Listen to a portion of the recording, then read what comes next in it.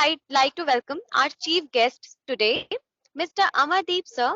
He is a professional 3D game artist, animator and trainer, having 15 years of extensive background as a senior graphic designer, 3D artist, VR designer, game artist, technical instructor, multimedia head and assistant professor, 3D animation and game design. Presently, he is working as a director in Jagran Institute of Digital Animation, Jagran Education Foundation. I always actively involved in the creative process of design at the service of others are his words. I welcome and thank you, sir, for sharing your time with us. Please enlighten us with your knowledge. Thank you so much, Srishti, for wonderful welcome. So today's our topic is graphic design and video editing scope.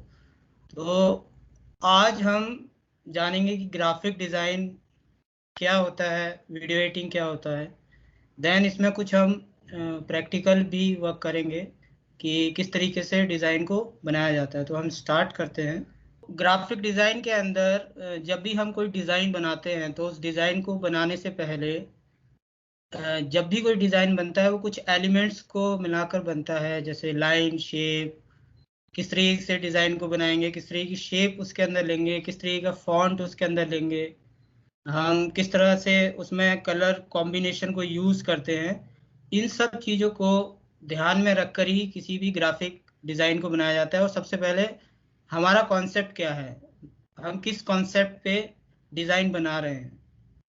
हम क्या communication के लिए design बना रहे हैं, particular किसी product का promotion के लिए हम डिज़ाइन बना रहे हैं। It's total depend on client requirement, in house और क्लाइंट बेस। तो इसमें एक कुछ वर्क हम देखते हैं।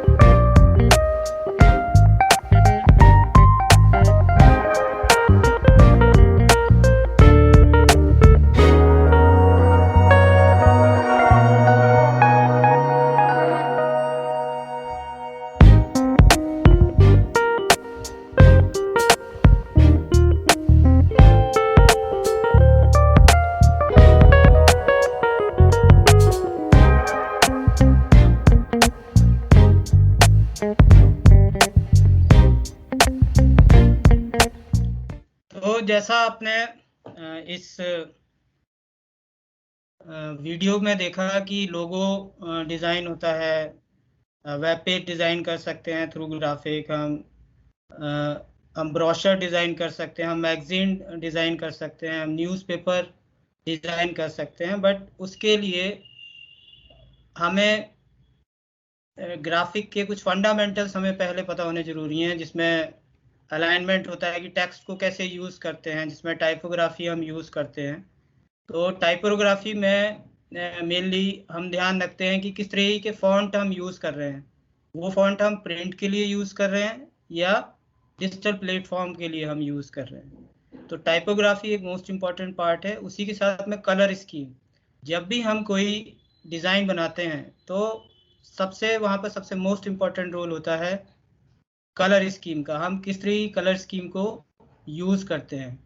तो सबसे पहले हम देखते हैं कि कलर स्कीम होती क्या है। ओके, तो कलर स्कीम क्या होती है? कलर स्कीम एक ज्योमेट्रिकल कॉम्बिनेशन होता है कलर व्हील का, जिसमें हम 3 या 4 या 5 कलर को यूज करके कोई भी डिजाइन बनाते हैं। मोस्टली हम 2 या 3 कलर को ही यूज करते हैं, क्योंकि वो बहुत ज्यादा क्लटर हो जाता है अगर हम बहुत ज्यादा कलर उसके अंदर यूज करेंगे।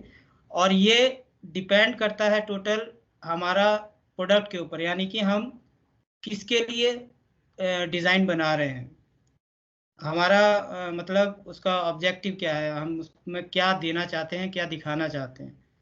फॉर एग्जांपल, अगर हम एनवायरनमेंट से रिलेटेड कोई डिज़ाइन बनाएंगे तो मोस्टली हम वहाँ पे ग्रीन कलर का यूज़ करेंगे, है ना। हमें किसी का अगर कहीं ग्रोथ दिखानी है किसी को, तो वहाँ पे हम ग्रीन कलर का यूज़ करेंगे। तो इस तरीके से कलर कॉम्बिनेशन को हम यूज़ करके कोई भी ग्राफिक डिज़ाइन बनाते हैं। और ग्राफिक डिज़ाइन को बनाने के लिए जब भी आप कोई डिज़ाइन देखते हैं तो उसमें 2 इम्पॉर्टेंट चीज़ें होती है, एक तो कलर, एक इमेज, और एक टेक्स्ट, यानी कि टेक्स्ट को आपने किस तरीके से उस पर यूज़ किया है, कौन से टेक्स्ट यूज़ किए हैं। तो सबसे पहले हम समझते हैं कलर स्कीम, कितने टाइप की कलर स्कीम हम ग्राफिक डिज़ाइन में यूज़ करते हैं। तो सबसे पहले हमारी जो कलर स्कीम है वो है achromatic colour scheme. Achromatic colour scheme का मतलब हो गया वन विदाउट कलर, यानी कि बिना कलर के हम इस कलर स्कीम का यूज़ करते हैं। जैसे कि आप इस इमेज में देख रहे हैं, ये एक इंटीरियर है। इस इंटीरियर को इन्होंने डिज़ाइन किया है, इसके अंदर इन्होंने ग्रे एक्रोमेटिक कलर स्कीम को यूज़ किया है। एक्रोमेटिक कलर स्कीम में ब्लैक, ग्रे और वाइट कलर के कॉम्बिनेशन के साथ में हम कोई भी डिज़ाइन बना सकते हैं, इस कलर स्कीम को हम यूज़ कर सकते हैं। नेक्स्ट आता है हमारा complementary colour scheme. Complementary colour scheme opposite होती है कलर व्हील में, जैसे आप देख रहे हो यहाँ पर ब्लू वायलेट लिखा है और इसके अपोजिट है ऑरेंज वायलेट। तो ये इस तरह के कॉम्बिनेशन के साथ में हम इस डिज़ाइन को बनाते हैं। जैसे आप इस इमेज में भी देख पा रहे हैं कि इसके अंदर ब्लू कलर को यूज़ किया गया है और आपका ऑरेंज कलर को यूज़ किया गया है। तो इस तरीके के कलर कॉम्बिनेशन हम रखते हैं, ये हम डिज़ाइन में यूज़ करते हैं। कोई भी ग्राफिक बनाएंगे, आप कोई भी डिज़ाइन बना रहे हैं, अगर आप कॉम्प्लीमेंट्री कलर स्कीम को यूज़ कर रहे हैं तो इस तरीके से आप कलर को यूज़ करेंगे। जैसे ब्लू ग्रीन के साथ में आप रेड ऑरेंज ले सकते हैं, येलो ग्रीन के साथ में आप वायलेट रेड कलर यूज़ कर सकते हैं। तो वो एक कलर कॉम्बिनेशन होता है किसी भी डिज़ाइन को खूबसूरत बनाने के लिए, उसका कुछ मीनिंग निकले और वो अट्रैक्टिव लगे। तो कलर स्कीम का बहुत इंपॉर्टेंट रोल उसके अंदर होता है। नेक्स्ट है हमारा split complementary colour scheme. Split complementary colour scheme के अंदर हम 2 कलर को लेते हैं जो एक दूसरे के अपोजिट होते हैं। जैसे कि इसके अंदर हमने यूज़ किया है रेड ऑरेंज ग्रीन ब्लू। तो ये पेयर एग्जाम्पल भी यहाँ पर आप इस तरीके से कलर बना सकते हैं। आपको इसके अंदर जैसे 4 कलर, 3 ऑप्शन को छोड़कर कलर व्हील में कलर चूज करने हैं ट्रायंगुलर फॉर्म में। जैसे येलो के साथ में आप वॉयलेट यूज़ कर सकते हैं, येलो कलर है उसके साथ में आप 4 कलर छोड़ देंगे तो वॉयलेट आ जाएगा। देन आप ब्लू कलर उसके अंदर यूज़ कर सकते हैं। तो इस तरह के कलर कॉम्बिनेशन को लेके आप डिज़ाइन बना सकते हैं। स्प्लिट कॉम्प्लीमेंट्री कलर स्कीम इसको हम कहते हैं। नेक्स्ट आता है हमारा monochromatic colour scheme. Monochromatic colour scheme use एक ही कलर से उसके शेड को और उसकी टोन को यूज़ करके हम कोई भी डिज़ाइन बना सकते हैं। जैसे इसमें एग्जांपल में दिया है कि हमने पिंक लिया है, रोज़ लिया है, रेड लिया है और बगेंडी कलर है। तो ये सब रेड कलर से ही निकले हैं और रेड कलर की ही टोन को इसके अंदर हमने यूज़ किया है। आप इसमें से कोई भी कलर यूज़ कर सकते हैं according to your choice, according to requirement. क्या रिक्वायरमेंट है डिज़ाइन का, मतलब डिज़ाइन हम क्यों बनाना चाहते हैं, उसमें हम इस कलर एक ही कलर स्कीम को भी हम यूज़ कर सकते हैं। नेक्स्ट आता है हमारा analogue colour scheme. Analogue colour scheme uses 2 और 3 एडजेक्टिव और on the colour wheel. Hue मतलब क्या होता है? ह्यू हो गया हमारा कलर, ह्यू को हम कलर भी कहते हैं, ये टर्मिनोलॉजी है डिज़ाइन की। कलर को हम टेक्निकली टर्म में ह्यू कहते हैं। तो ये एनालॉग कलर क्या है, यानी कि जैसा इसमें आप देख रहे हो, इसमें ग्रीन डार्क ग्रीन है, उसका लाइट है, देन येलो लिया है, तो उसी में ही तीन तीन कलर हम यूज़ कर सकते हैं। जैसे आप इसके अंदर डार्क ब्लू ले सकते हो, लाइट ले सकते हो, स्काई ब्लू यूज़ कर सकते हो। तो उसके कलर कॉम्बिनेशन के साथ में आप कोई भी डिज़ाइन बना सकते हो, और यही डिज़ाइन आप अपने ग्राफिक में, कोई भी आप पोस्टर बना रहे हो, मैगजीन बना रहे हो, तो तीन या मतलब आप कलर स्कीम चूज़ कर सकते हो कि मुझे इसी कलर स्कीम में बनाना है, एनालॉग कलर स्कीम में बनाना है या मोनोक्रोमेटिक कलर स्कीम में बनाना है।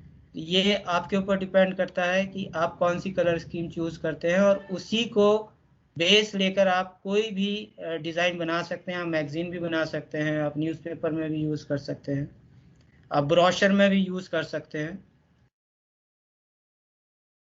नेक्स्ट आता है हमारा triadic colour scheme. Triadic colour scheme 3 colour combination के साथ में हम यूज़ करते हैं। ये भी ट्रायंगुलर फॉर्म में है, जैसे येलो, ब्लू और रेड के कॉम्बिनेशन को हम यूज़ कर सकते हैं।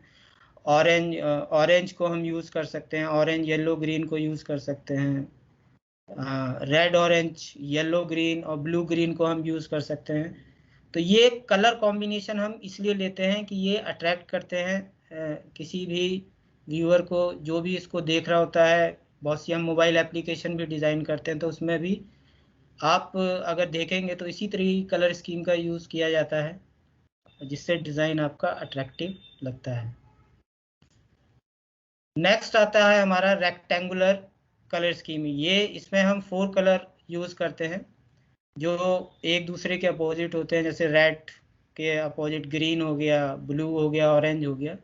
अब इसी रेक्टेंगुलर को अगर आप रोटेट करते जाएंगे 1 बाय 1, उसी के हिसाब से आप कलर चूज कर सकते हैं अपनी कलर व्हील के अकॉर्डिंग। तो कलर व्हील को यूज़ करके आप बहुत अच्छा कलर स्कीम यूज़ कर सकते हैं और अपने डिज़ाइन में यूज़ करेंगे। नेक्स्ट आता है natural colour scheme. Natural colour scheme के अंदर जो सैचुरेशन होती है, यानी कि जो प्योरिटी ऑफ कलर, यानी कि कलर की जो वैल्यू होती है, कोई भी कलर हम लेते हैं, जैसे हमने ऑरेंज कलर लिया, तो उसकी सैचुरेशन को हम कम करते जाएंगे, यानी कि उसकी प्योरिटी को कम करते जाएंगे, और उसी में से हम कोई एक कलर यूज करके, 2 या 3 या 4 कलर यूज करके हम एक डिजाइन बना सकते हैं, जैसा आप इस इमेज में भी देख पा रहे हैं। नेक्स्ट आता है हमारा warm colour scheme. Warm colour scheme different tint, shade और टोन को यूज करके बनाई जाती है। वार्म कलर स्कीम में मोस्टली ज़्यादा ब्राइट कलर हम यूज़ करते हैं, जैसे येलो हो गया आपका, ऑरेंज हो गया, रेड हो गया, का रेड वायलेट कलर हो गया। इन सब कलर को यूज़ करके भी हम डिज़ाइन बना सकते हैं, और ये डिपेंड करता है डिज़ाइन की रिक्वायरमेंट पर, कि रिक्वायरमेंट क्या है डिज़ाइन की। नेक्स्ट आता है हमारा cool colour scheme. Cool colour scheme में हम सेम वही जैसा हम वार्म कलर स्कीम में यूज़ करते हैं, डिफरेंट टोन को यूज़ करके, शेड को यूज़ करके हम, ब्लू कलर है, ब्लू कूल कलर है, तो ब्लू ग्रीन भी कूल कलर है, ग्रीन कूल कलर में आता है, वायलेट कूल कलर में आता है। तो इसके कॉम्बिनेशन के साथ में आप कोई भी डिज़ाइन आप बना सकते हो। तो ये हो गया है हमारा कलर स्कीम का पार्ट, कि हमें किस तरीके से कलर स्कीम को चूज़ करना चाहिए जब भी हम कोई डिज़ाइन बनाते हैं। डिज़ाइन बनाने से पहले हमें कलर स्कीम को डिसाइड करना बहुत ज़रूरी होता है। हमें कौन से फॉन्ट यूज़ करने हैं वो हमें बहुत ज़रूरी होता है। हम 1 या 2 फॉन्ट यूज़ करते हैं अपने डिज़ाइन में जब भी हम कोई डिज़ाइन बनाते हैं। और नेक्स्ट है हमारा टाइपोग्राफी। टाइपोग्राफी के अंदर हम मेनली जो अरेंज करते हैं टेक्स्ट को, कैसे हमें यूज़ करना है, यानी कि सिलेक्टिंग, जैसे टाइपफेस होता है, सेरिफ, सैंस सेरिफ, इनके बारे में भी हम जानेंगे क्या होता है ये। पॉइंट साइज क्या होगा, यूनिट ऑफ मैंने उसका मेजर, कितनी यूनिट में उसको रखना है, यानी कि कौन सा फॉन्ट कितना बड़ा रखना है, कितना छोटा रखना है। यानी कि जब भी हम कोई डिज़ाइन बनाते हैं, जिस भी टॉपिक को हमें हाईलाइट करना होता है, उसका फॉन्ट साइज हमें बड़ा रखना होता है, यानी कि जिस पे ज़्यादा जोर हमें देना होता है, लोग उसको देखें, तो उसका फॉन्ट साइज हम बड़ा रखते हैं। फॉर एग्जांपल, जैसे अगर एड्रेस हमें देना है या वेन्यू दिखाना है, कहीं भी आपका कोई फंक्शन है, तो वहाँ पे फॉन्ट का जो साइज है वो बहुत इम्पोर्टेंट होता है, और कौन सा फॉन्ट आप यूज़ कर रहे हैं वो बहुत इम्पोर्टेंट होता है। फॉन्ट जो है, सिचुएशन क्या है, मतलब क्या आप बना रहे हैं, क्या आप कोई फेस्टिवल का बना रहे हैं, क्या आप ब्रोशर बना रहे हैं, क्या आप मैगजीन में यूज़ कर रहे हैं। अब मैगजीन कौन सी बना रहे हैं, आप फैशन के लिए मैगजीन बना रहे हैं, या आप किसी सोशल कॉज के लिए बना रहे हैं, आप कोई एनुअल रिपोर्ट जनरेट कर रहे हैं। तो सिचुएशन के अकॉर्डिंग, रिक्वायरमेंट के अकॉर्डिंग आप फॉन्ट जो है वो चेंज हो जाते हैं। प्रिंट में different type of font use होते हैं, और प्रिंट में जो भी हम प्रिंट करते हैं, और डिजिटल प्लेटफॉर्म पे हम अलग तरीके से फॉन्ट को यूज करते हैं। दूसरा जो टाइपोग्राफी में यूज होता है, लाइन की लेंथ कितनी होगी, लाइन स्पेसिंग, यानी कि जब हम टाइप करते हैं, टेक्स्ट लेते हैं, तो दो टेक्स्ट के बीच में कितना गैप होना चाहिए। थर्ड आता है आपका लेटर स्पेसिंग, ट्रैकिंग जिसको बोलते हैं, यानी कि उसके अंदर कितना गैप है। कर्निंग, टेक्स्ट के अंदर कितना गैप है। कर्निंग और ट्रैकिंग मोस्टली एक जैसा ही काम करते हैं, बट कर्निंग के अंदर जो टेक्स्ट होते हैं वो इक्वल स्पेस में डिवाइड होते हैं। तो नेक्स्ट आता है हमारा, तो टाइपोग्राफी मोस्ट इम्पॉर्टेंट पार्ट होता है ग्राफिक डिजाइन का। Colour scheme, typography, both are very important for graphic design. तो टाइपोग्राफी और कलर स्कीम बहुत मोस्ट इम्पॉर्टेंट पार्ट हैं दोनों। किसी भी ग्राफिक डिज़ाइन में अगर आप डिज़ाइनर, एज अ डिज़ाइनर आप काम करना चाहते हैं, कुछ भी डिज़ाइन करना चाहते हैं, तो ये इनका नॉलेज होना बहुत ज़रूरी है।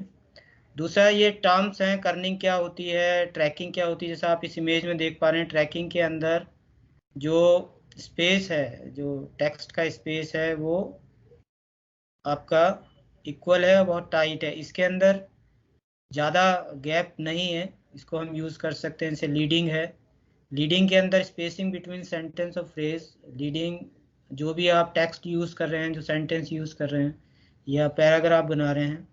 वेट, वेट से मतलब है कि आपका जो टेक्स्ट है वो नॉर्मल है, थिन रखा है, या बोल्ड है, या बोल्ड हैवी है। तो वो भी हम डिपेंड करते हैं अपनी रिक्वायरमेंट के अकॉर्डिंग।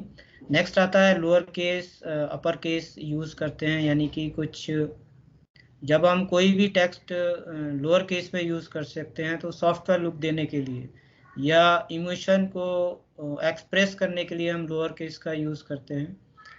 और जहाँ पर किसी भी डिज़ाइन में अगर हम अपर केस, यानी कि सभी जो लेटर हैं उनको कैपिटल में हम यूज़ कर सकते हैं, यूज़ करते हैं, तो वो हमारे डिज़ाइन को एक स्ट्रॉन्ग लुक देते हैं। और अगर हम दोनों को यूज़ करते हैं, यानी कि लोअर केस और अपर केस, यानी कि स्मॉल लेटर्स को और कैपिटल लेटर्स को हम यूज़ करते हैं दोनों को, तो एक अच्छा डिज़ाइन उसमें बन के आ सकता है। तो ये डिपेंड करता है आपकी रिक्वायरमेंट के ऊपर।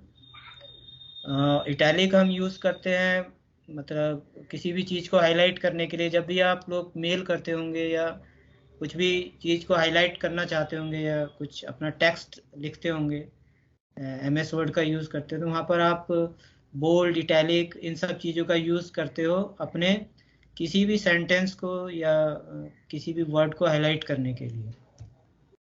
तो ये टर्मिनोलॉजी है टाइपोग्राफी की। उसके बाद हमारा आता है नेक्स्ट, टाइप ऑफ फॉन्ट, यानी कि किस तरीके के फॉन्ट हम यूज़ करते हैं। जैसे हमने पहले देखा था serif font and sans serif font. Serif font के अंदर, जैसा आप इसके अंदर देख रहे हो, जो जहाँ पर ये फॉन्ट खत्म हो रहा है, तो वहाँ पे कुछ हैंडल्स बने हुए हैं, जैसे आर में नीचे को कॉर्नर्स इसके अंदर दिखे हुए हैं।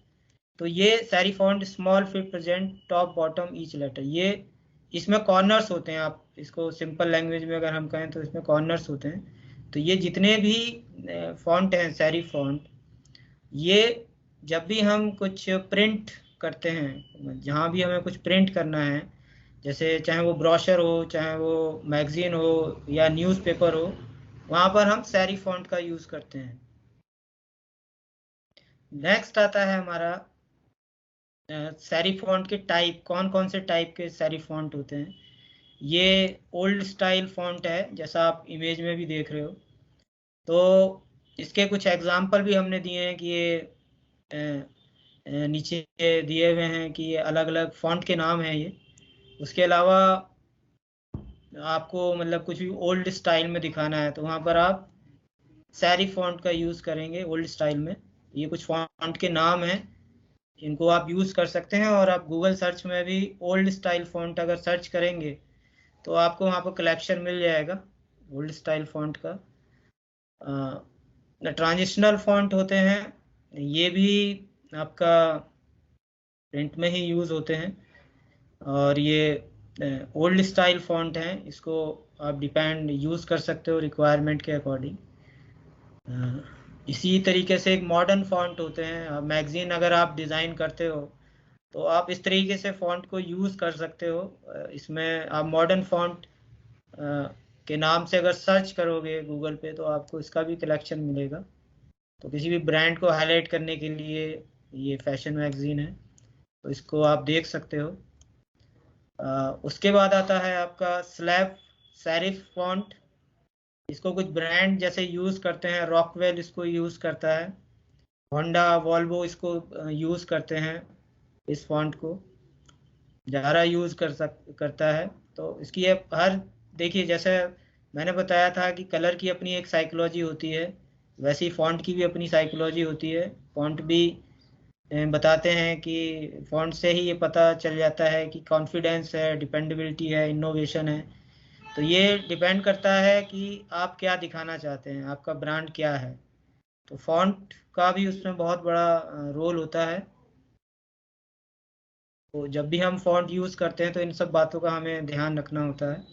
दूसरा आता है sans serif font. Sans serif font को हम मोस्टली डिजिटल प्लेटफॉर्म के लिए यूज़ करते हैं स्क्रीन पे। यानी कि जब आप वेब पेज बना रहे हैं या कोई मोबाइल ऐप बना रहे हैं या कोई डिजिटल सोशल मीडिया पोस्ट आप बना रहे हैं तो आप सैंस सेरिफ फॉन्ट का यूज़ करते हैं। सैंस सेरिफ फॉन्ट मतलब हो गया, ये सैंस जो है फ्रेंच वर्ड है, सैंस का मतलब होता है विदाउट। तो विदाउट मतलब कि बिना सेंस के, विदाउट सेरिफ यानी कि बिना सेरिफ के सेंस। सेरिफ इसके अंदर नहीं है, यानी कि कॉर्नर्स इसके अंदर नहीं मिलेंगे। जैसे आप इमेज के अंदर देख रहे हो कि अगर ये सेंस सेरिफ होता तो हल्की हल्की आपको लाइन दिख रही होगी, तो ये कॉर्नर्स इसके बने होते, हैंडल्स इनको आप बोल सकते हो। तो इनको आप अगर हटा दोगे उसमें से तो ये साइंस बन जाते हैं और डिजिटल प्लेटफॉर्म पर हम इनका यूज़ करते हैं। पर ये फॉन्ट हम प्रिंटिंग में यूज़ नहीं करते हैं, ये डिजिटल प्लेटफॉर्म पे अच्छे दिखते हैं। प्रिंट में रीडेबल, रीड करने में थोड़ा इश्यू आता है, तो रीड करने के लिए हमेशा हम सैंस सेरिफ फॉन्ट का यूज़ करते हैं। सैंस सेरिफ फॉन्ट कुछ ये ब्रांड हैं, जैसे लिंक्डइन हो गया, एडिडास हो गया आपका, ये इन ब्रांड को इस तरह के सैंस सेरिफ फॉन्ट को यूज़ करते हैं। ये बढ़िया एग्जांपल इसमें आप देख सकते हो। तो ये था हमारा टाइपोग्राफी का। तो अभी हम एक कुछ एग्जांपल देखते हैं कि कैसे हम यूज़ कर सकते हैं। कुछ हम डिज़ाइन बनाकर इसमें देखते हैं कि जो चीज़ें हमने पढ़ी है तो उसका कॉम्बिनेशन हम कैसे यूज़ करेंगे, किस तरीके से हम उसको यूज़ कर सकते हैं। तो आप लोग मास कॉम के स्टूडेंट हैं तो मास कॉम में डिज़ाइन पढ़ाया जाता है। तो आज हम एक पोस्टर बनाकर देखेंगे कि पोस्टर किस तरीके से बनाते हैं, क्या क्या किन किन बातों का हमें ध्यान रखना होता है। तो जब भी हम कोई पोस्टर बनाते हैं तो पोस्टर बनाते समय हमें फॉन्ट कौन से यूज़ करने हैं, सबसे पहले उन फॉन्ट को हम देखते हैं। एक दो या तीन फॉन्ट हम यूज़ कर सकते हैं। दूसरा, कंटेंट हम पहले डिसाइड करेंगे कि भाई क्या है हमारा जो कंटेंट है, यानी जो भी पोस्टर हम बना रहे हैं उसके अंदर क्या क्या कंटेंट हम यूज़ करने वाले हैं। उसी ये सब चीज़ें हमें पहले तैयार करनी होती है, देन हम अपना कोई भी डिज़ाइन स्टार्ट करते हैं। इमेज इम्पॉर्टेंट होती है, क्या इमेज आप यूज़ कर रहे हैं बैकग्राउंड में, या दूसरा आपका लोगो आपके पास होना चाहिए जो भी आप पोस्टर बना रहे हैं। तो हम एक डिज़ाइन बनाते हैं, अभी एक देखते हैं। तो सबसे पहले जब भी हम कोई भी पोस्टर बनाते हैं वो किसके लिए हम बना रहे हैं, यानी कि कोई भी हम डिज़ाइन बना रहे हैं तो सबसे पहले हम डिसाइड करते हैं कि हमारा डिज़ाइन किसके लिए है। मान लीजिए हम सोशल मीडिया के लिए एक पोस्ट बना रहे हैं, तो सोशल मीडिया के लिए अगर पोस्ट हम बनाते हैं तो वहाँ पर सबसे पहले हमें ये पता होना चाहिए कि सोशल मीडिया पर जो भी हमारा पोस्ट है वो कहाँ पर हम पब्लिश करेंगे। हम उसको इंस्टाग्राम पर पब्लिश करेंगे क्योंकि मोस्टली यूथ जो है इंस्टाग्राम यूज़ करता है, फेसबुक यूज़ करेंगे, लिंक्डइन पे हम उसको पब्लिश करेंगे। तो उन सब चीज़ों को ध्यान में रखकर हम एक स्टैंडर्ड साइज लेते हैं। तो कुछ स्टैंडर्ड साइज होते हैं जैसे 1080 पिक्सल, तो ये एक स्टैंडर्ड साइज है। इस साइज में अगर आप कोई भी सोशल मीडिया का पोस्ट बनाएंगे तो वो कहीं भी आप किसी भी प्लेटफॉर्म पर डालेंगे, इंस्टाग्राम पर डालेंगे या फेसबुक पर डालेंगे तो वो प्रॉपर विजिबल होगा। ठीक है, अगर आप कोई पोस्टर ही बनाते हैं तो उसकी हाइट जो है, हाइट और विड्थ दोनों को ध्यान में रखना होता है। और इसकी गाइडलाइन जो है वो इंस्टाग्राम, फेसबुक ये सब डिसाइड करते हैं कि मान लीजिए उन्होंने अपग्रेड किया तो अपनी गाइडलाइन देते हैं वहाँ पर कि आप जो भी पोस्ट आप डालेंगे, कोई भी पोस्ट ले रहे हैं आप, तो उस पोस्ट का साइज जो होगा वो यही रखना है जो उससे प्रॉपर विजिबल हो। तो ये गाइडलाइन आप गूगल पे सर्च करेंगे इंस्टाग्राम की पब्लिशिंग गाइडलाइन, डिज़ाइन गाइडलाइन, तो आपको मिल जाएगी।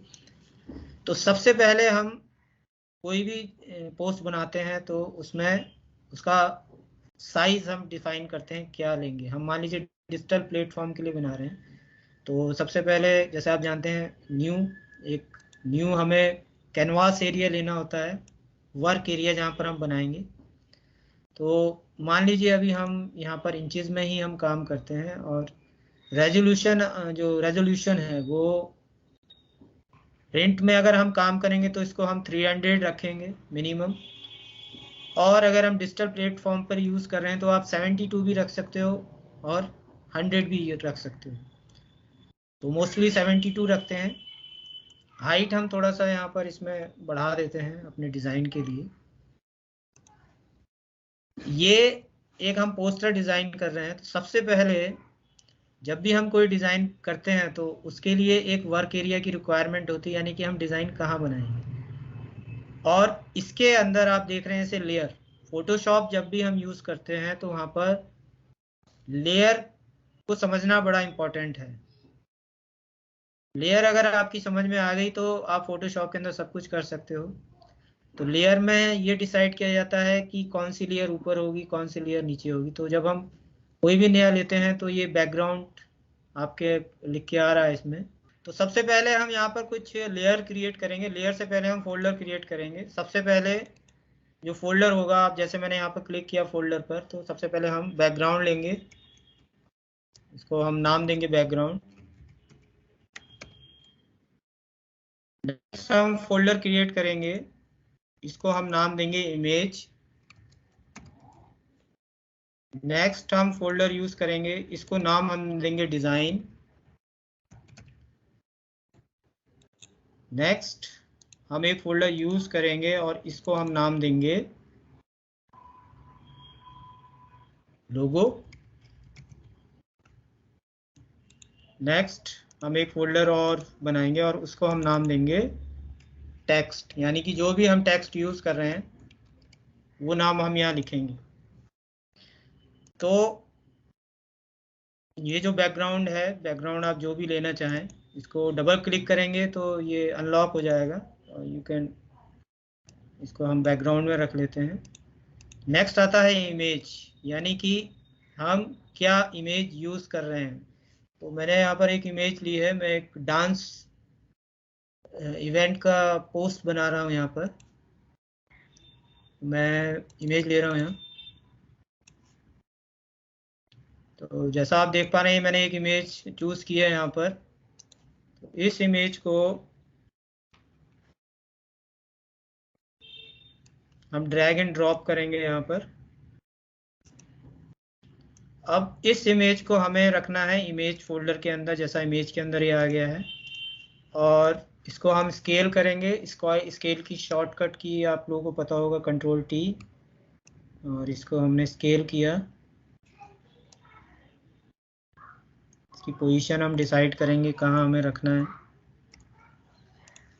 नेक्स्ट हम इसमें डिज़ाइन बनाना शुरू करेंगे कि डिज़ाइन क्या रखना है, यानी कि डिज़ाइन के अंदर हम इसमें किस तरीके से इसको लुक देना चाहते हैं। तो हम यहाँ पर शेप लेंगे, शेप टूल का यूज़ करेंगे और शेप टूल के अंदर हम ग्रेडियंट में यूज़ करने वाले हैं और ग्रेडियंट के अंदर हम कलर चूज़ करेंगे। अब आप कलर जो है इसी इमेज से ही चूज़ कर सकते हैं। जैसे मैंने ये ग्रेडियंट लेयर को ओपन किया और इसमें ये जो बटन आपको दिख रहा है इस पर डबल क्लिक करेंगे तो ये कलर पिकर प्लेट ओपन हो जाएगी। तो मैं ये आई ड्रॉपर है, हाइलाइटर है, जैसे ही मैंने यहाँ क्लिक किया तो यहाँ कलर चेंज हो गया। तो मैंने कलर कहाँ से लिया, मैंने इसी इमेज में से कलर मैं चूज़ कर रहा हूँ अपने डिज़ाइन के लिए। सेकंड मैं डबल क्लिक किया और यहाँ पर हमने येलो कलर को पिक किया। तो ये शेप लेयर को हम इस पर ड्रैग करेंगे।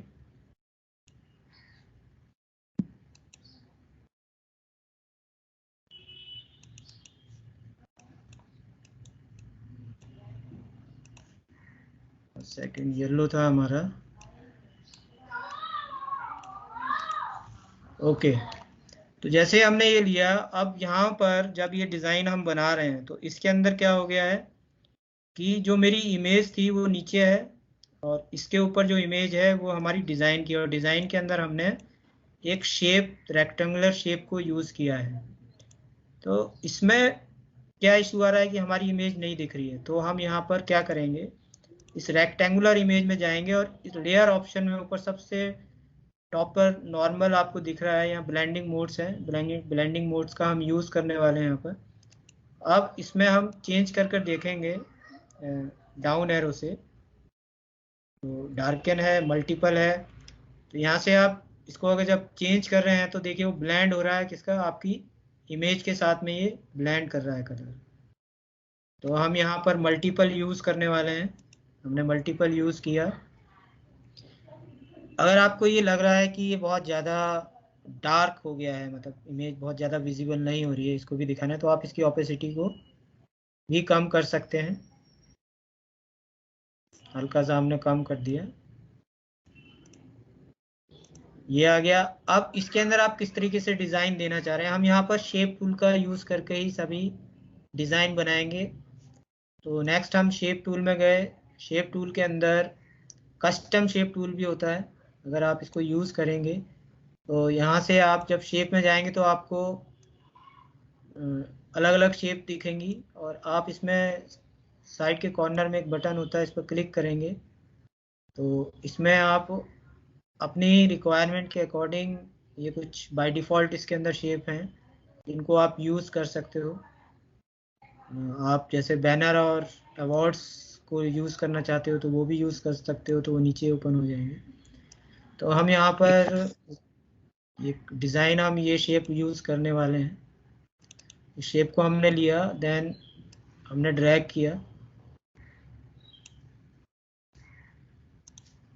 अब इस शेप के अंदर भी वही कलर आ गया है, मैं ये शेप, इस शेप के अंदर वो कलर नहीं चाहता हूँ, तो आप यहाँ से इसको नन भी कर सकते हैं, कलर नहीं आएगा। और इसी के अंदर ऑप्शन होता है पैटर्न का, जैसे ये सबसे पहले नो कलर का है, नेक्स्ट आप एक सिंगल कलर चूज कर सकते हैं कोई भी। नेक्स्ट आपका ग्रेडियंट है, आप ग्रेडियंट चूज कर सकते हैं। नेक्स्ट आपका है पैटर्न। अब आप कोई पैटर्न भी इसके अंदर यूज कर सकते हैं और पैटर्न आप बना भी सकते हैं। जैसे ये एक पैटर्न है, ये एक पैटर्न है, तो मान लीजिए मैंने इस पैटर्न को यूज किया। अब नीचे इसी में ऑप्शन दिया है स्केल का, ये 100% स्केल है, आप इसको और स्केल करना चाहते हैं तो और स्केल भी कर सकते हैं, स्केल डाउन करना चाहते हैं तो स्केल डाउन भी आप कर सकते हैं। तो ये हमने दिया। अब यहाँ पर हम ये समझेंगे कि ये हमने डिज़ाइन के अंदर ये इस टूल को लिया। अब मैं इसमें ये चाहता हूँ कि ये जो डिज़ाइन है, ये डिज़ाइन हमें जो दिख रहा है, इसमें ये वाला जो पोर्शन है ये हैंड के बैक साइड में जाए और ये जो आगे वाला पोर्शन है ये एन के अपर साइड में जाए। तो बट ये क्यों नहीं आ पा रहा है, क्योंकि जो पैटर्न की जो हमने जो शेप ली है, वो जो इमेज है, मॉडल की जो इमेज है उसके ऊपर है, तो इसलिए ऊपर दिखा रहा है। तो इससे बचने के लिए हम क्या कर सकते हैं? इससे बचने के लिए हम इसको राइट क्लिक करके, इस पे जब हम राइट क्लिक करेंगे तो हम इसको रेस्टराइज भी कर सकते हैं, ये एक तरीका है। रेस्टराइज करने के बाद में ये शेप नहीं रहेगी। देन इसमें हम रेजर का यूज करके, रेजर टूल का यूज करके, क्योंकि ये इमेज बन गई है, इसको हम इरेज भी कर सकते हैं। अब इरेज हम कर रहे हैं तो क्या हो रहा है, इरेज में ओपेसिटी, जब हमने इरेज टूल को यूज किया तो ये इसका प्रॉपर्टी पैनल है ऊपर आप जैसा देख रहे हैं। तो अभी कर रहा हूँ तो इसमें बहुत कम एक साथ ये इरेज नहीं हो रहा है। तो क्यों नहीं हो रहा है? ओपेसिटी हमारी जो ब्रश की है वो कम है। तो इसको हम 100% देंगे, देन हम रेज करेंगे तो ये रेज हो जाएगा।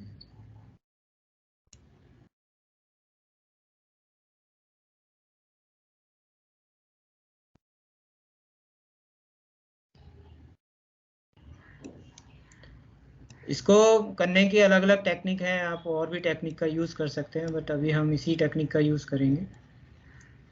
और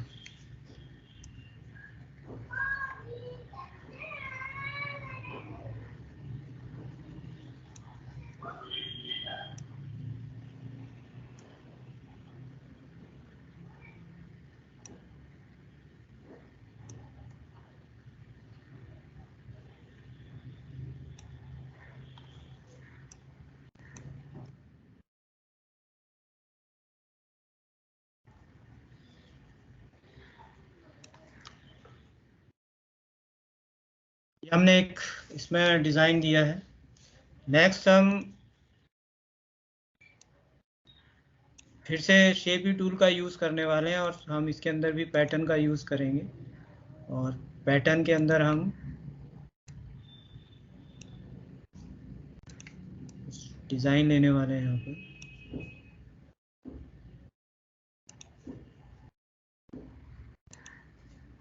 इसको आप स्केल डाउन भी कर सकते हो। इसकी कॉपी आप बना सकते हो, नीचे ड्रैग करके फोल्डर के बराबर में ऑप्शन है। और इसको बैलेंस करने के लिए मैं बॉटम में भी इसको यूज़ कर रहा हूँ यहाँ पर।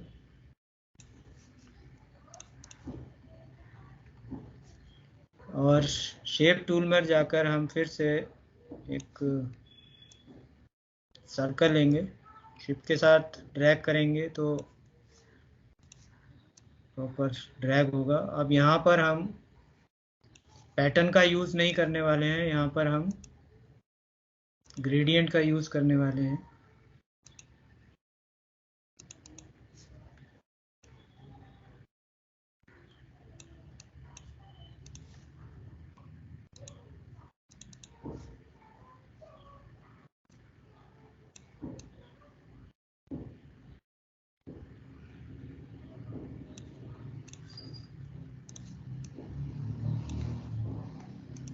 और इसकी ओपेसिटी थोड़ी हमने कम की है। सेम इसको हम कॉपी करेंगे। कॉपी करने के बाद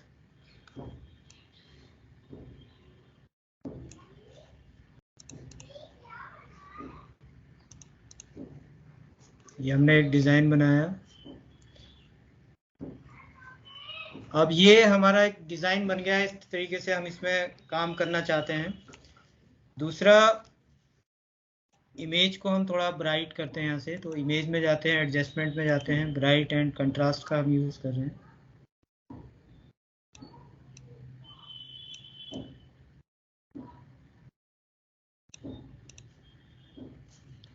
तो ये हमारा डिज़ाइन वर्क इसमें कंप्लीट हो गया है। नेक्स्ट हमारा आता है लोगो।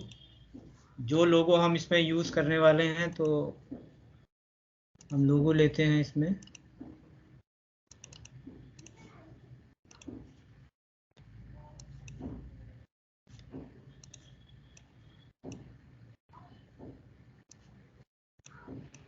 जस्ट इसको ड्रैग एंड ड्रॉप करना है। ये लोगो में आ गया है। लोगो को हम टॉप में रखेंगे और इसका साइज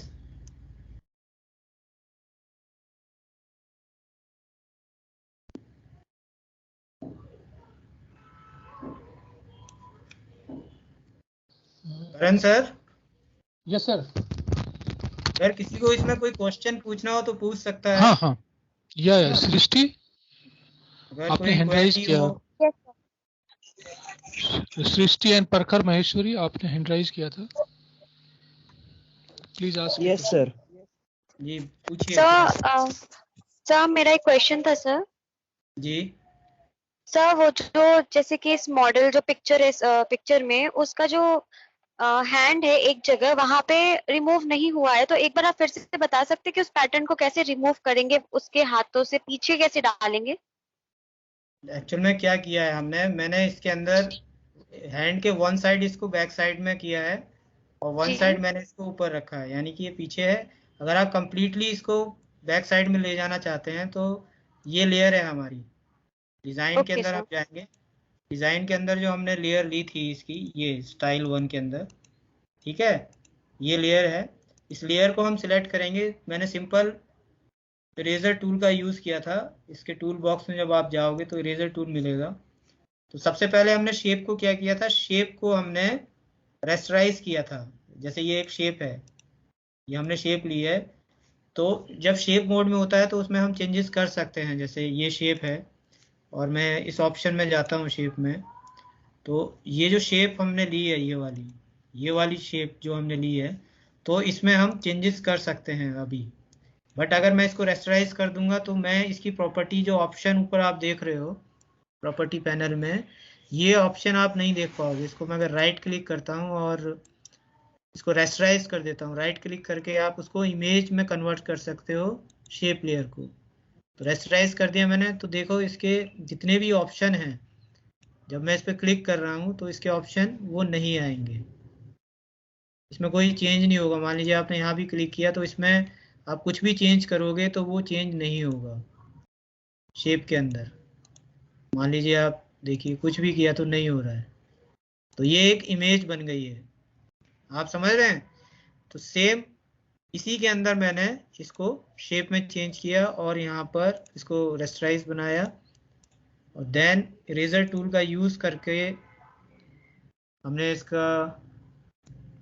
इसको यहाँ से रिमूव किया। ऊपर ओपेसिटी है, ओपेसिटी अगर मैं कम कर दूंगा तो ये कम इरेज होगा, यानी कि थोड़ा ब्लर इफेक्ट इसमें आ जाएगा। बट कंप्लीटली अगर आपको रिमूव करना है तो ओपेसिटी को आपको 100% करना होगा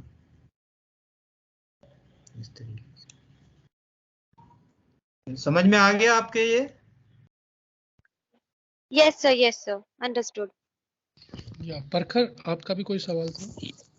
या सर, सर एक्चुअली मेरा ये सवाल था कि हम अगर मतलब सर ने सबसे पहले ग्रेडियंट डाला, देन उसके बाद इमेज पे ब्लेंडिंग ऑप्शंस ट्राई किए सर, उससे अच्छा अगर हमें इमेज को देखना ही था और सब कुछ करना था तो हम इमेज वाला फोल्डर डिजाइन वाले फोल्डर से ऊपर रख देते। नहीं, देखो क्या है इसके अंदर, जैसे हमने ये डिज़ाइन लिया है, अब अगर मैं इमेज वाला फोल्डर ऊपर रखूँगा, मुझे टेक्स्ट भी इसमें यूज़ करना है, ठीक है। मान लीजिए इमेज वाला मैंने ऊपर कर दिया, तो मुझे यहाँ पर इस लड़की को हाईलाइट नहीं करना है, ठीक है। मुझे ये दिखाना है कि एक हमारा डांस क्लब है और उसका डांस क्लब का मैं एक पोस्टर बना रहा हूँ, यानी कि उसमें ये मैं दिखाना चाहता हूँ कि हमारा एक डांस क्लब एक फंक्शन ऑर्गेनाइज कर रहा है जिसमें पार्टिसिपेट करना है सबको, उसकी एक एंट्री है, एक कंपटीशन हम ऑर्गेनाइज कर रहे हैं। तो ये डिपेंड करता है आपकी रिक्वायरमेंट को। अगर आप इसको हाईलाइट करना चाहते हो तो इसको आप ऊपर रख सकते हो, बट मेरा जो कॉन्सेप्ट था, मैं टेक्स्ट को ज़्यादा हाईलाइट करना चाह रहा था इसमें रेदर देन इमेज। समझ में आया आपको? तो ये जरूरी नहीं अगर है। सर हमें हाँ जी सर, आप पूछिए। मैं कह रहा सर, अगर हमें इमेज को ज्यादा वो नहीं करना तो हम इमेज पे ब्लेंड कर सकते हैं ना देन। क्योंकि इमेज सर ऐसे ज्यादा अच्छी लग रही है क्योंकि उसके जो कंपैरिजन में है, मतलब जो पीछे हमारा ग्रेडियंट है देन उसी के अकॉर्डिंग जो इमेज बन रही है उसमें सर थोड़ा ना फेडेड लग रहा है और वो थोड़ा मतलब गंदा लग रहा था, इसलिए मेरे को लगा ऐसा। कोई दिक्कत नहीं है। अब इसको देखिए, सबसे पहले हम क्या करते हैं, सबसे पहले हम डिज़ाइन बनाते हैं, ठीक है। देन जब हम कोई डिज़ाइन बनाते हैं तो उसके बाद में वो ज़रूरी नहीं है कि एक बार में ही वो डिज़ाइन बहुत अच्छा बने, ठीक है। तो जब डिज़ाइन बनाते हैं उसके बाद हम रिव्यू लेते हैं, उस पर सब लोग रिव्यू देते हैं कि भाई इसमें क्या है। ज़रूरी नहीं है कि आप जो सोच रहे हो वो दूसरे को ही पसंद आए। तो उसमें जब रिव्यू आता है, कमेंट आते हैं कि इसमें ये कर सकते हैं, ये कर सकते हैं, थोड़ा सा इसको हाईलाइट कर सकते हैं, तो उसके बाद वो चीज़ फाइनल हो जाती है एकदम। तो करेक्शन सबसे पहले डिज़ाइन बनाना है, देन उसमें हम करेक्शन कर सकते हैं, किसी चीज़ को हाईलाइट करना है, क्या करना है, किस तरीके से उसको रखना है, ठीक है। तो अभी हमने लोगो लिया, नेक्स्ट हम काम करेंगे इसमें टेक्स्ट के ऊपर। हम टेक्स्ट लेंगे, तो टेक्स्ट वाली लेयर में हम जा रहे हैं। तो नेक्स्ट हम टेक्स्ट के अंदर हमने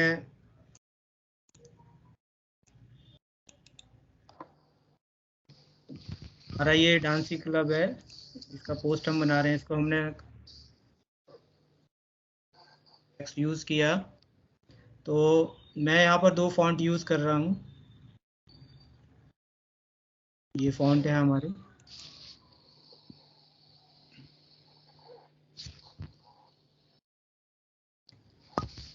अलाइनमेंट का भी हमें ध्यान रखना है। नेक्स्ट हमारा आ गया डांस कंपटीशन है ये,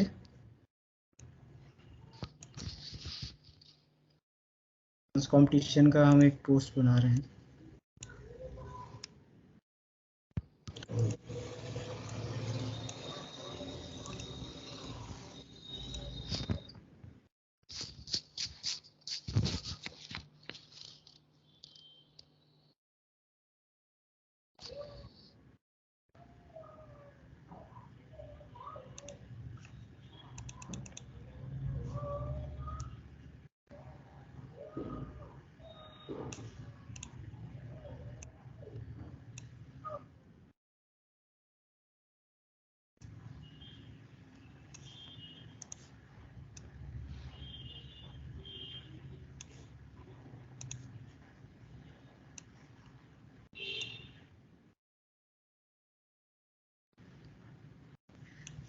अब इसके अंदर हमने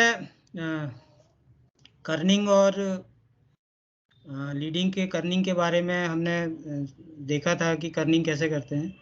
तो अगर मुझे इसमें गैप देना है तो मुझे करेक्टर में जाना होगा, मतलब करेक्टर सेट में टेक्स्ट की प्रॉपर्टी में हमें जाना होगा, जैसे ऊपर आप देख रहे हो। तो यहाँ पर हम फॉन्ट साइज को इसको इंक्रीज कर सकते हैं, देन इसमें हम एक स्पेस दे सकते हैं।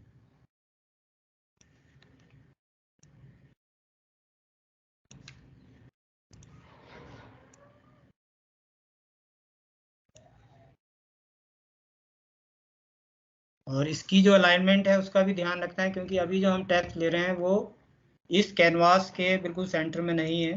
तो सबसे पहले हम इसकी अलाइनमेंट को प्रॉपर एडजस्ट करेंगे, सेंटर में लेके आएंगे। देन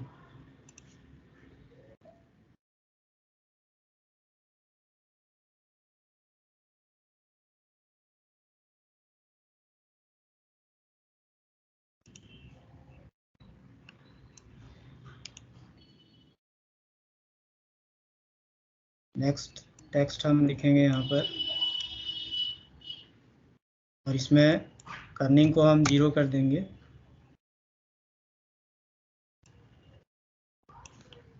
और इसको हम बोल्ड करेंगे।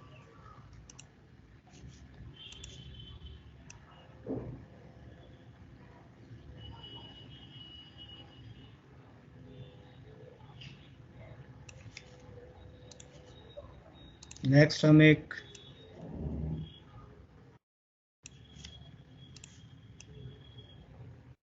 शेप लेंगे, शेप में अभी हम सिंगल कलर यूज़ करेंगे।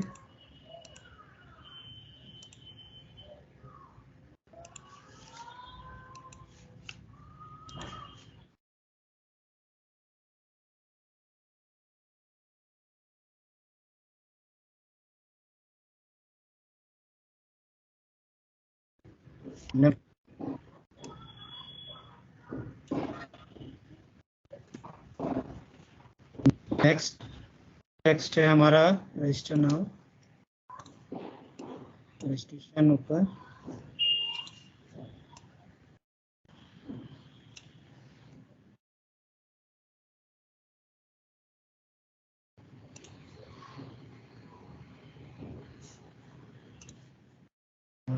नेक्स्ट हम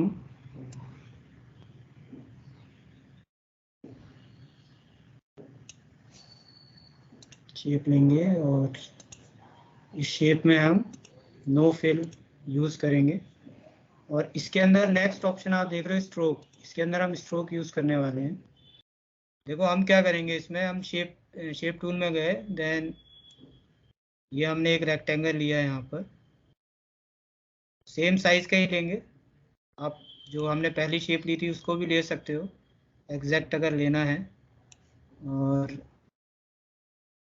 कंट्रोल टी प्रेस करेंगे इसको हम।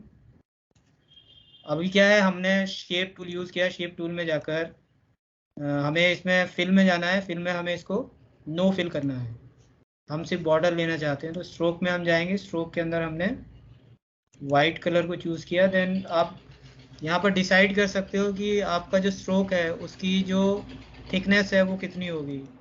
मान लीजिए अगर आपको बहुत थिकनेस चाहिए तो बड़ा रख सकते हो, कम चाहिए तो उसको आप यहाँ से डिसाइड कर सकते हो कितना है। जैसे मुझे 2 पॉइंट चाहिए।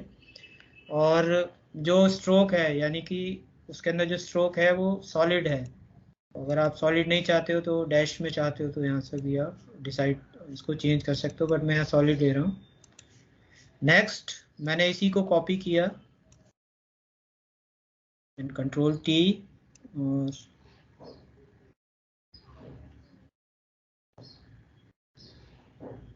इसको छोटा कर दिया। और मैं यहाँ से एक अरे रूलर ले लेता हूँ, ये गाइडलाइन ले रहा हूँ यहाँ पर ताकि एग्जैक्ट सेंटर में ले सकें इसको। इसकी स्केल किया, अप्लाई, अगेन इसको मैंने कॉपी किया और इसको हमने यहाँ रख दिया। तो ये बॉक्स आ गया। नेक्स्ट हमारा, इसके अंदर भी मैं कुछ टेक्स्ट को यूज करने वाला हूँ। तो हमारा जो फंक्शन है वो 27 दिसंबर को है।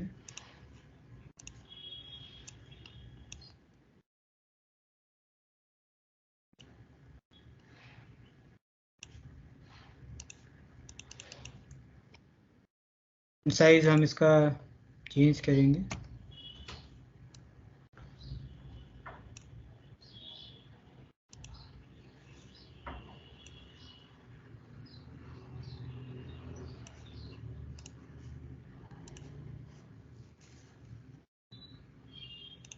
नेक्स्ट है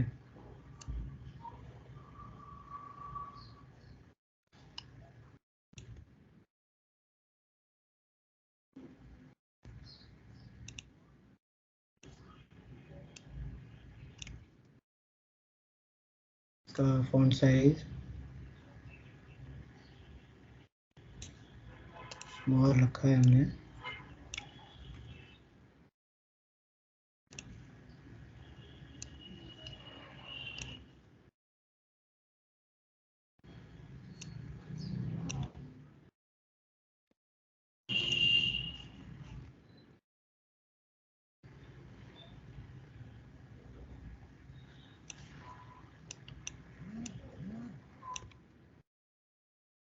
ट्वेंटी सेवन्थ को हम यहाँ बड़ा कर रहे हैं।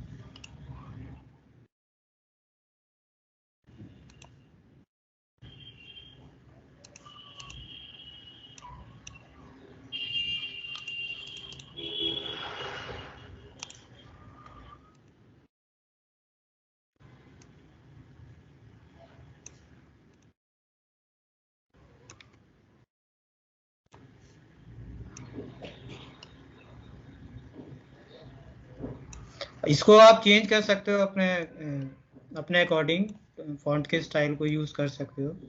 27 को रजिस्ट्रेशन ओपन है तो 27 को मैं हाईलाइट कर रहा हूँ ताकि इस पर ध्यान जाए। नेक्स्ट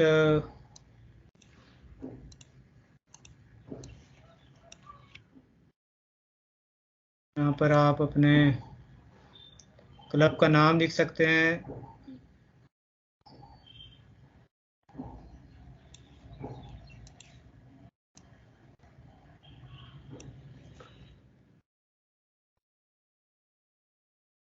अब इसमें ये एक इशू आ रहा है कि हाईलाइट नहीं हो रहा है, तो हम इसमें एक काम करते हैं कि एक शेप लेयर लेते हैं और इसमें सॉलिड कलर हम फिल करते हैं। कोई भी कलर ले सकते हैं, हमने ब्लैक लिया है। और इसको हम जो हमने रेक्टेंगल बनाए हैं उनके जस्ट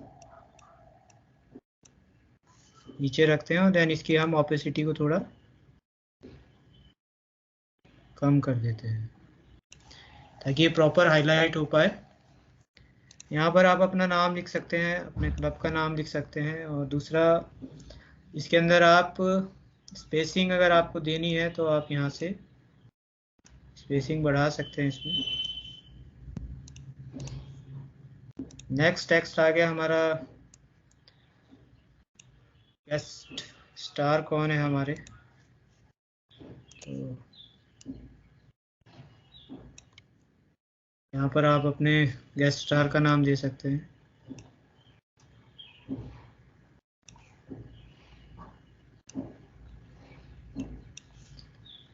और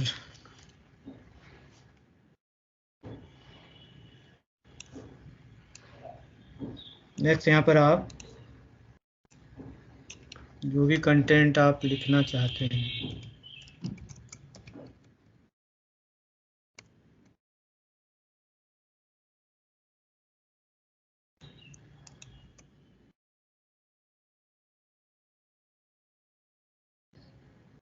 स्मॉल साइज में आप कुछ भी कंटेंट लिख सकते हैं।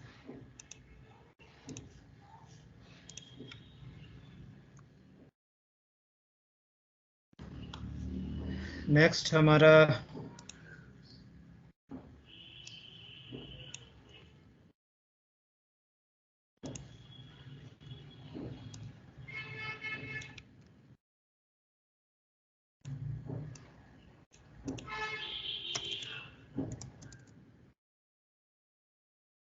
पर आप अपनी वेबसाइट का नाम लिख सकते हैं।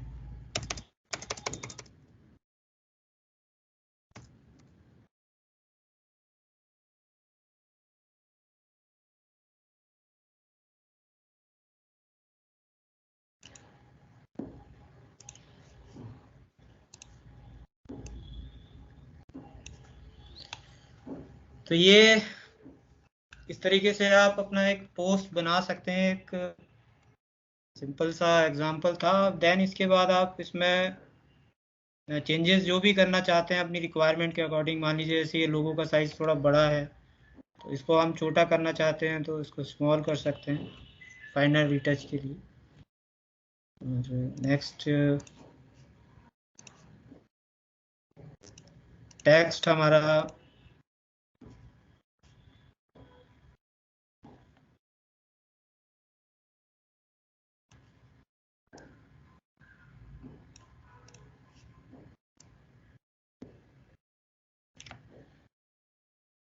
इसमें आप जो भी चेंजेस करना चाहते हैं अपनी रिक्वायरमेंट के अकॉर्डिंग आप चेंज कर सकते हैं। ब्लेंड करना चाहते हैं शेप को, आप ब्लेंड कर सकते हैं। तो इस तरीके से आप अपना कोई भी पोस्टर डिज़ाइन कर सकते हैं, क्योंकि हम इसमें बहुत सारी चीज़ें कर सकते हैं अभी। बट ये एक जस्ट ओवरव्यू है, डिज़ाइन में बहुत सारे चेंजेस हो सकते हैं। जैसे आपका क्वेश्चन था, आपको बैकग्राउंड अगर पसंद नहीं आ रहा है तो इसमें आप बैकग्राउंड भी चेंज कर सकते हो अपना खुद का। ये शेप लेयर में आप जाएंगे, शेप लेयर में जाके आपको लगता है कि ग्रेडियंट नहीं यूज़ करना है ये वाला, तो यहाँ से आप उसकी कलर स्कीम को चेंज कर सकते हो।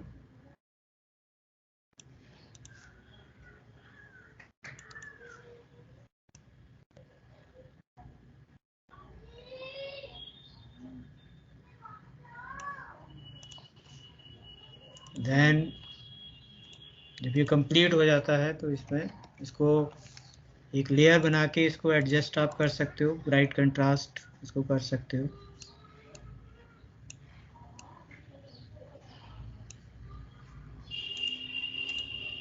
इसके लेवल को आप एडजस्ट कर सकते हो।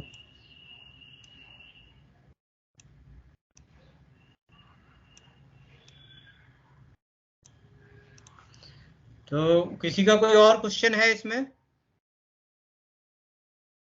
करण सर? स्टूडेंट्स, आपका कोई सवाल हो तो आप पूछ सकते हैं सर से।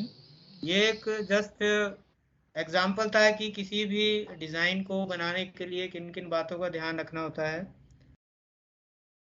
और एक हमने एक पोस्टर यहाँ पर बना के देखा है, एक डांस कंपटीशन का पोस्टर है।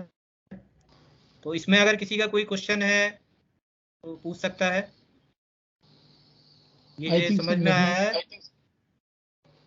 आई थिंक सर नहीं है किसी का क्वेश्चन, हम आगे बढ़ते हैं। ठीक है। तो ये एक हमारा पोस्टर मेकिंग का था।